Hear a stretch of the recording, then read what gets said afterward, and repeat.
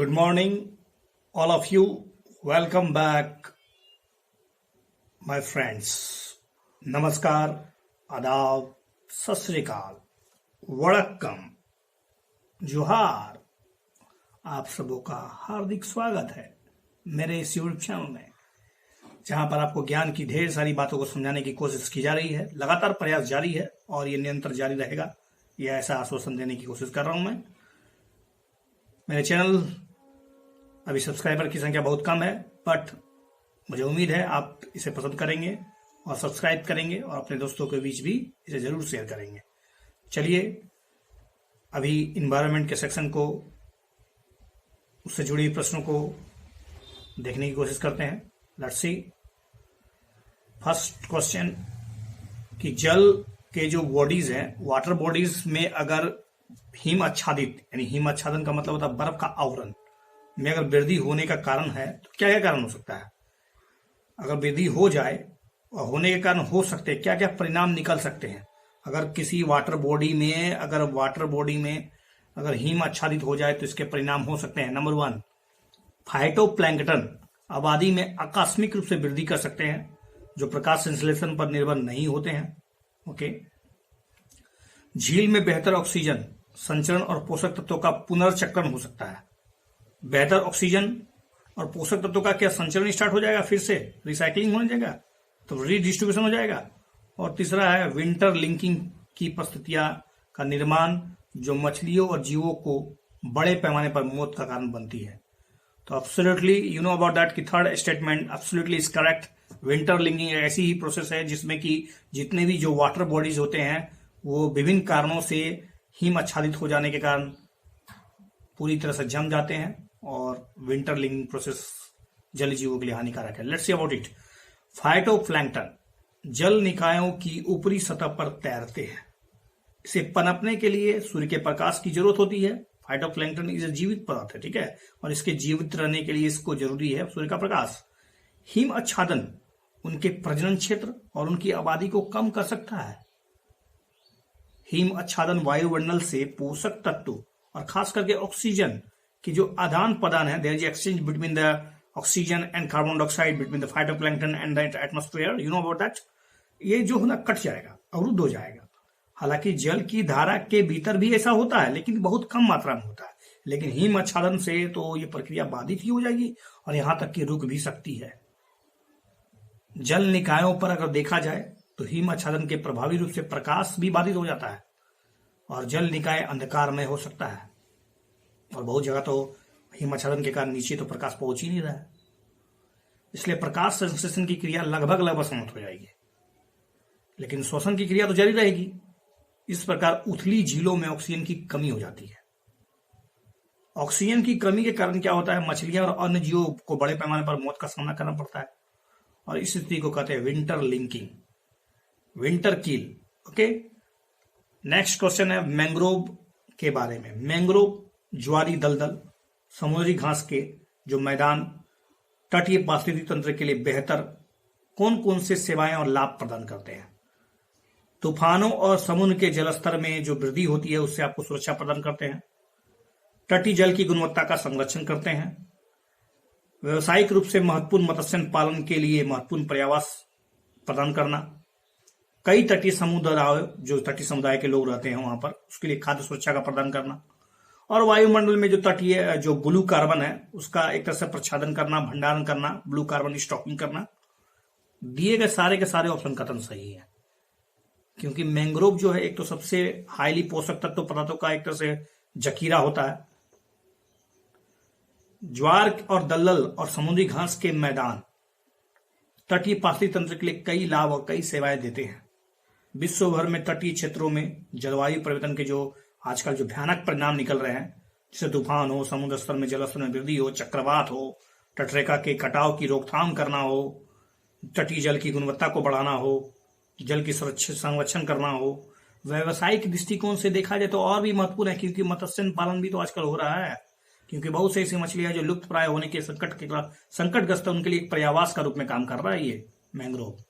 तटीय समुदायों के लिए खाद्य सुरक्षा का भी मतलब एक तरह से स्रोत है। इसके अतिरिक्त पारिस्थितिक रूप से वायुमंडल और महासागर में जो ब्लू कार्बन है उसको स्टॉक कर लेता है, उसको पकड़ लेता है, प्रच्छादन करता है और भंडारण करता है। इसलिए इनकी भूमिका जलवायु परिवर्तन को कमी करने में भी अहम रोल निभाती है। निम्नलिखित कथनों पर विचार कीजिए।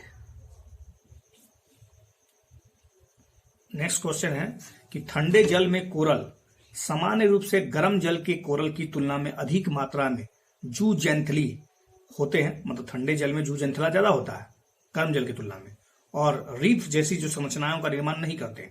ठंडे जल वाले रीफ का निर्माण नहीं कर पाते हैं। Is it right? ठंडे जल के कोरल गर्म जल के कोरल से अलग तो होते ही हैं, लेकिन क्योंकि ठंडे जल के कोरल में प्रकाश संश्लेषण की क्रिया या सहजीवी प्रक्रिया बिल्कुल नहीं होती है। शैवालों के साथ उनका no biotic relation, no symbiotic relationship, उनका विकास बहुत धीमे धीमे होता है। Which is the right? Of course second statement सही है। देखिए कोरल जो महाद्वीप मग्न तट, you know this is the महाद्वीप और दिस इज सागर का लेयर, दोनों के बीच में जो अंतर होता है, दोनों के बीच का जो सतह होता है उसको मग्न तट बोलते हैं। महाद्वीप मग्न तट और अपतटीय कैनियन के ठंडे गहरे जल में निवास करते हैं कोरल, जो जनरली 50 से 1000 मीटर यानी 1 किलोमीटर की गहराई तक पाए जाने के संभावना होती है। लेकिन इसमें जूजेंथली कम होता है। वे चट्टानों जैसी संरचना का निर्माण करते हैं या ठोस रूप में विकसित होते हैं। ठंडे जल के कोरल गर्म जल के कोरल से अलग होते हैं क्योंकि उनके पास ठंडे जल के जो कोरल होते हैं उनके पास प्रकाश संश्लेषण करने के लिए सहजीवी जो शैवाल है उनके पास नहीं होता है और इनका विकास बहुत धीमा होता है। ठंडे जल के कोरल कार्बनिक पदार्थ और जू प्लैंकटन से सारी अपनी ऊर्जा प्राप्त कर लेते हैं। जू प्लैंकटन और जो कार्बनिक पदार्थ होता है उसी से उनके एनर्जी उसको मिलता है, जो अतीत में प्रभावित धाराओं से प्राप्त करते हैं। ठंडे जल के कोरल विस्तृत अक्षांशीय जैसे उष्ण कटिबंध है, ध्रुवीय क्षेत्र है, उथले और गहरे समुद्र तक पाए जाते हैं ठंडे जल में के कोरल। अब आपसे रामसर साइट से प्रश्न है कि विभिन्न आपको बहुत सा साइट बताया जाएगा, इनमें से कौन कौन से रामसर साइट में मतलब रामसर स्थल में अभी तक मान्यता प्राप्त है। हरिके झील, उलर झील, केवलादेव राष्ट्रीय उद्यान, चिलिका झील। हरिके, केवलादेव और जाके उलर झील और चिल्का झील, चारों के चारों रामसर साइट में मौजूद है। उड़ीसा में चिल्का झील है, राजस्थान में केवलादेव राष्ट्रीय उद्यान है, पंजाब में हरिके झील है, मणिपुर में लोकटक झील है और जम्मू और कश्मीर में उलर झील है। नेक्स्ट है कोरल ब्लीचिंग।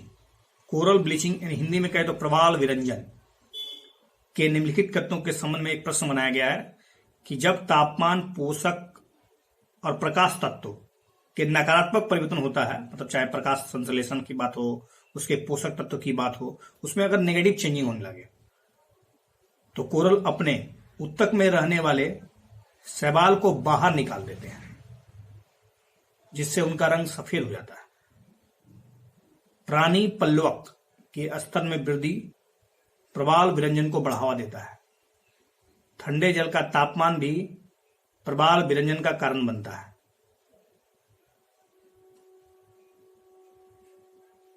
कौन कौन से सही हैं? तीनों के तीनों ऑप्शन सही हैं। प्रवाल विरंजन दैट मीन्स कोरल ब्लीचिंग, समझिए इसको।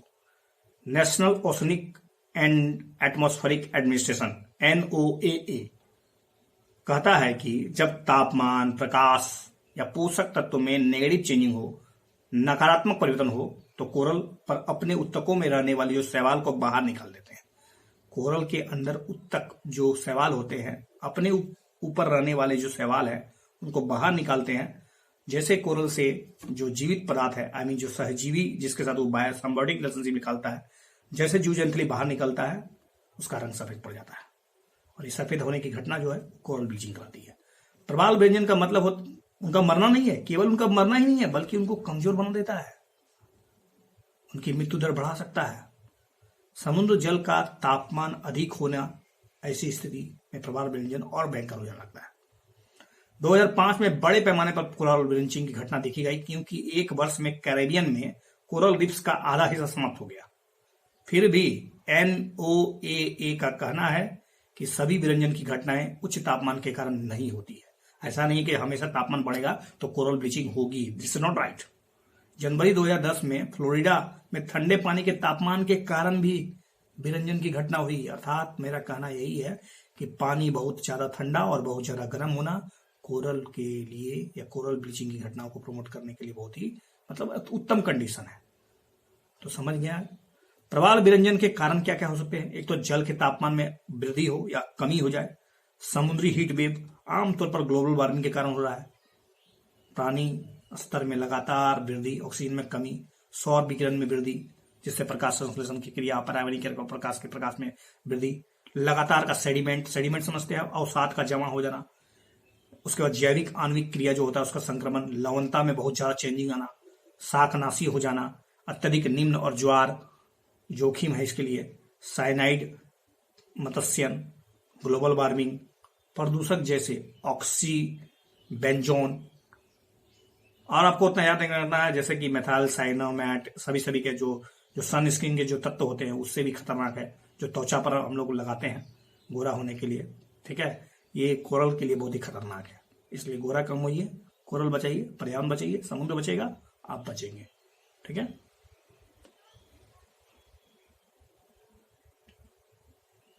नेक्स्ट क्वेश्चन फ्रॉम वेटलैंड, आर्द्र भूमि से। वेटलैंड के बारे में निम्नलिखित कथनों पर विचार कीजिए। भारत में आर्द्र भूमि को पर्यावरण संरक्षण नियम 1986 के तहत रेगुलेट किया जाता है।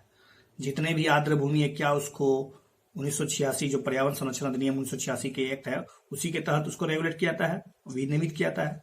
दूसरा, वेटलैंड इंटरनेशनल एक स्वतंत्र गैर लाभकारी वैश्विक संगठन है जो लोगों और जैव विविधता के लिए आर्द्र भूमि और उनके संसाधनों को बनाए रखने, उसके पुनरुद्धार के लिए कार्य करता है। देखिए बिल्कुल सही है, लेकिन दूसरा स्टेटमेंट तो सही है लेकिन पहला स्टेटमेंट गलत है। ये 1986 का तहत ऐसा कोई नियम नहीं है।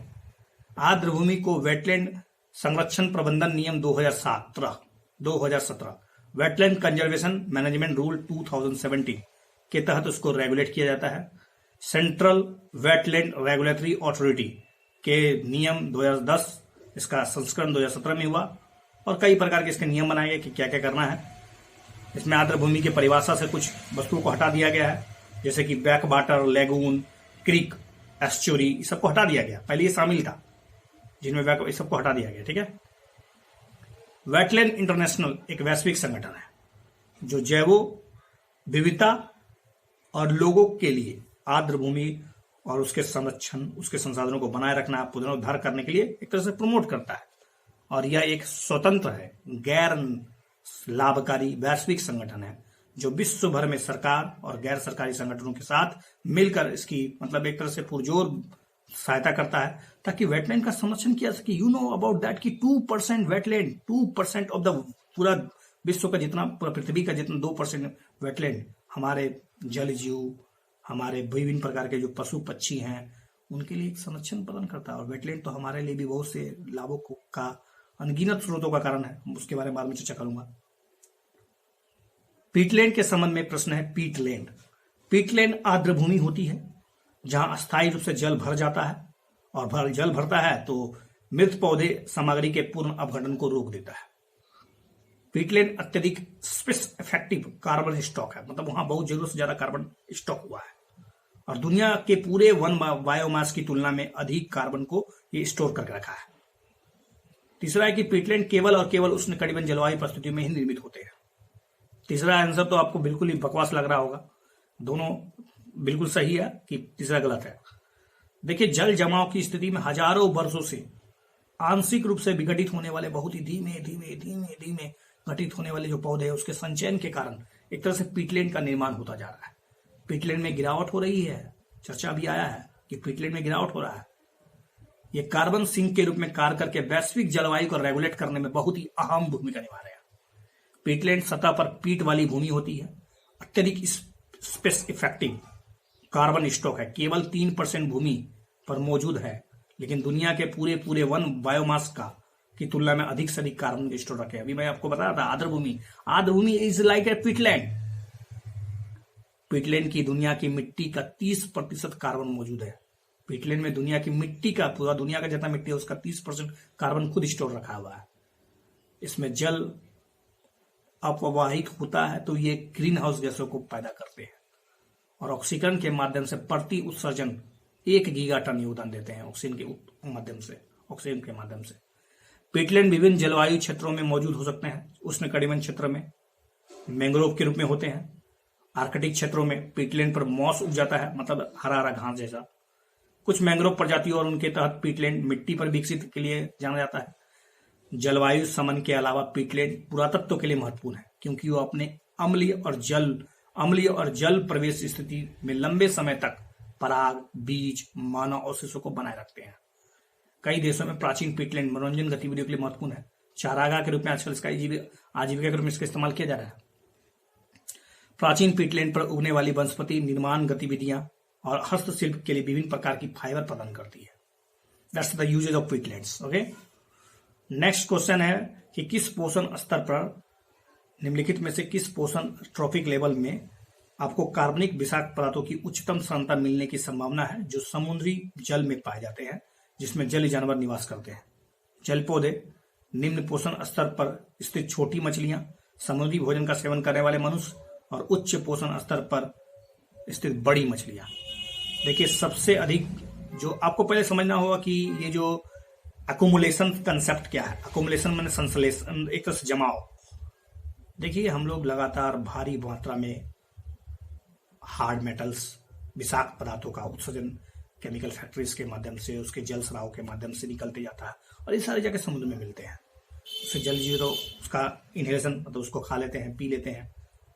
ये मछलियां धीरे धीरे बड़ा होती है। बड़ी मछली में उससे ज्यादा होता है और बड़ी मछली में उससे ज्यादा होता है।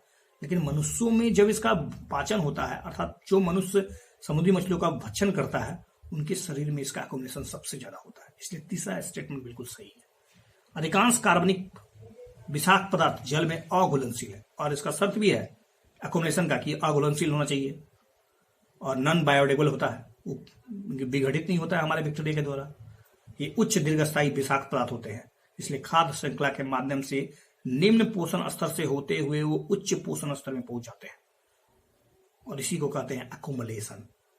What are the difference between accumulation and biomagnification? क्या आप मुझे संचयन और बायोमैग्निफिकेशन के बारे में बताइए, अगर आप इच्छा है तो। निम्नलिखित में कौन सा सूचक प्रजाति इंडिकेटर स्पीच का वर्णन करता है? देखिए, एक ऐसी प्रजाति जिसकी उपस्थिति, जिसकी अनुपस्थिति या बहुतायात एक विशिष्ट पर्यावरण स्थिति को दर्शाती है, उसी को कहते हैं इंडिकेटर। सूचक प्रजाति इंडिकेटर स्पीसीज जीव अक्सर एक सूक्ष्म जीव, एक पौधा पर्यावरण परिस्थितियों के सूचक के रूप में काम करती है जिसमें वो निवास करती है। जैसे कि लाइकेन वायु की क्वालिटी के बारे में बता सकता है। ठीक है, नेक्स्ट क्वेश्चन अबाउट वानस्पतिक जनन, वेजिटेटिव प्रोपागेशन। ये निम्नलिखित इसके बारे में विचार कीजिए। वानस्पतिक जनन द्वारा उगाए गए पौधे पर बीजों से उगाए गए पौधों की तुलना में सामान्य समय से पूर्व ही फूल और पौधे निकल आते हैं, मतलब फूल फल निकल आता है। वेजिटेटिव प्रोपागेशन तो आपने क्लास शायद 9 या 10 में पढ़ा होगा मेरे ख्याल से। कलम, गुलाब का पौधा काट के उसमें लगा देना, अंगूर की खेती, ये सब तरबूजे की खेती, ये जब वेजिटेटिव प्रोपागेशन है क्या? सोचिए, अब उन पौधों से वानस्पतिक जनन संभव नहीं है जो बीज उत्पन्न करने की क्षमता खो चुके हैं। जो बीज उत्पन्न करने की क्षमता खो चुके उसी के लिए तो ये लाया गया है। तो दूसरा स्टेटमेंट तो बिल्कुल बकवास हो गया। वानस्पतिक जनन के माध्यम से उत्पन्न पौधे आनुवंशिक रूप से मूल पौधे के जैसे ही होते हैं। तो ये लगभग कंसेप्ट बिल्कुल सही लग रहा है। तो आपको पता होगा कि मैंने इसका आंसर तो बता ही दिया। लेट्स सी अबाउट इट, फिर से समझ लीजिए। ऐसे कई पौधे हैं जिनमें उपयुक्त परिस्थितियों के अंतर्गत जड़, तना और पत्ती जैसे पौधे के नए पौधे विकसित किए सकते हैं। पत्तियों से, उसके तना से, उसके जड़ से आराम से दूसरे पौधे उसी के जैसे पौधा पैदा किया जा सकता है। इसको कहते हैं वेजिटेटिव यानी वानस्पतिक जनन। इस गुण का उपयोग कृषि उद्देश्यों के लिए, जैसे गन्ने का, गुलाब का, अंगूर का, ऐसे कई पौधों उगाने के लिए लेयरिंग या क्राफ्टिंग करने के तरीकों से किया जाता है। वानस्पतिक जनन द्वारा उगाए गए पौधे पर बीजों से उगाए गए पौधों की तुलना में सामान्य जीवन कम समय लगता है और जल्दी उग जाता है। इस तरह के से आप कहे तो केले, नारंगी, गुलाब, चमेली जैसे पौधों का जन्म संभव हो चुका है। जिनमें बीज पैदा करने की क्षमता समाप्त हो चुकी है। गुलाब हो, चमेली हो, नारंगी हो, केला हो, अगर इनके बीज उत्पन्न करने की क्षमता खो गई है तो क्या ये इसका फिर से इस्तेमाल नहीं हो सकता? हो सकता है। वेजिटेटिव प्रोपगेशन तो है ही इसके लिए। वानस्पतिक जन्म का एक और लाभ यह है कि उत्पादित सभी पौधे आनुवांशिक रूप से पौधे की जो मूल पौधा उसके जैसा होता है, इसके सभी गुण एक जैसे होते हैं। मतलब ये कंसेप्ट समझ लीजिए, आपको विट्रो फर्टिलाइजेशन के बारे में आपने सुना होगा। एक पौधा का जड़ किसको किसी दूसरे पौधे में बांध देना, कलम की विधि से उगाना, ठीक है, ये सब वेजिटेटिव प्रोपगेशन है भैया। नेक्स्ट क्वेश्चन है, एक पारिस्थितिक पिरामिड पोषण स्तरों का वर्णन करने के लिए एक आरेख चित्रण होता है। पारिस्थितिक तंत्र के संरक्षण में पारिस्थितिक पिरामिड का ज्ञान किस प्रकार हमारी सहायता कर? ये पारिस्थितिक जो पिरामिड होते हैं जिसके बारे में ecological pyramid, how it helps to know about anything. पारिस्थिति के जाने में, उसकी समझने में हमको कैसे मदद करता है इकोलॉजिकल सिस्टम को, या हमें जैव संचयन की पहचान करने में, बायो अकोमोडेशन किस में ज्यादा हुआ, that could be easy to understand about it, of course right. या हमें जैव आवर्धन की पहचान करने में मदद करता है या नहीं करता है? जैव आवर्धन और जैव संचयन दोनों अलग अलग कंसेप्ट है, इसलिए ध्यान रखिए, यह जैव आवर्धन की पहचान करने में सहायता करता है या नहीं करता है। और यह हमें एक आक्रामक प्रजाति को पहचानने में मदद कर सकता है। आक्रामक प्रजाति से सर कोई लेना देना नहीं है, ठीक है। एक और दो ऑप्शन बिल्कुल सही है। पारिस्थितिक पिरामिड, इकोलॉजिकल पिरामिड आक्रामक प्रजाति को पहचानने का प्रमाण प्रस्तुत नहीं कर सकते हैं, ओके। बाकी दोनों के स्टेटमेंट सही थे कि अकोमुलेशन और जो मैग्निफिकेशन, दोनों के कंसेप्ट को हम लोग पारिस्थितिक पिरामिड से समझ सकते हैं। आर्मी चींटियां, नेक्स्ट क्वेश्चन है कि आर्मी एंट्स के बाद पक्षी जीवों के बीच निम्नलिखित में किस प्रकार के सहजीवी संबंध का उदाहरण है? आर्मी चींटी और पक्षी के बीच कौन सा संबंध है? सहजीविता, परजीविता, सहभोजिता या प्रतिद्वंदिता? देखिए, दोनों के बीच कॉमनलिज्म, सहभोजिता, कॉमनलिज्म होता क्या? देखिए, सहभोजिता क्या है? जीवों के बीच एक प्रकार का सहजीवी संबंध होता है जिसमें एक जीव दूसरे को हानि पहुंचाए बिना लाभान्वित होता है। मतलब हम आपको नुकसान नहीं पहुंचाएंगे लेकिन खुद को लाभ पहुंचाएंगे, लेकिन आपको लाभ नहीं होगा। कई पक्षी आर्मी चींटियों एंड की कुछ प्रजातियों के साथ कॉमनलिज्म के साथ संबंध बनाती है। बड़ी संख्या में सेना चींटियां जंगल में गमन करती रहती है और चलते समय अपने रास्ते में पड़े हुए कीटों का भक्षण कर लेती है। पक्षी इन सेना चींटियों का अनुसरण करते हैं और उन कीड़ों को खा जाते हैं जो उनसे बचने का प्रयास करते हैं। पक्षी अपने शिकार को आसानी से पकड़कर लाभान्वित होते हैं, जबकि चींटियां पूरी तरह से अप्रभावित रहती है। मतलब चींटियों, जैसे चींटी रास्ता से गुजर रही है तो उसके आने वाले जितने भी उसके नजर में जितना भी कीड़ा मकोड़ा है उसने सबको उसको खा लिया। लेकिन जो चींटियों के द्वारा अगर उसका भक्षण, जो कीड़ों का भक्षण नहीं कर पाई, आधा आधा छोड़ दी, तो अगर उसको कौन खाएगा? उसको चिड़िया खा सकती है। तो चिड़िया को तो मदद मिल गया, मतलब उस पर निर्भर हो गई चींटी पे, लेकिन चींटी को इससे कुछ फायदा नहीं होने वाला है। इसको बोलते हैं कॉमनलिज्म। शॉर्ट में कॉमनलिज्म का सीधा अर्थ होता है एक को लाभ, दूसरे को कुछ नहीं होना, लाभ भी नहीं होना, हानि भी नहीं होना। Okay, that is sufficient for this video. I think you love this video. If you love this video, please share this, subscribe this. Thanks for watching this video once again. Thank you.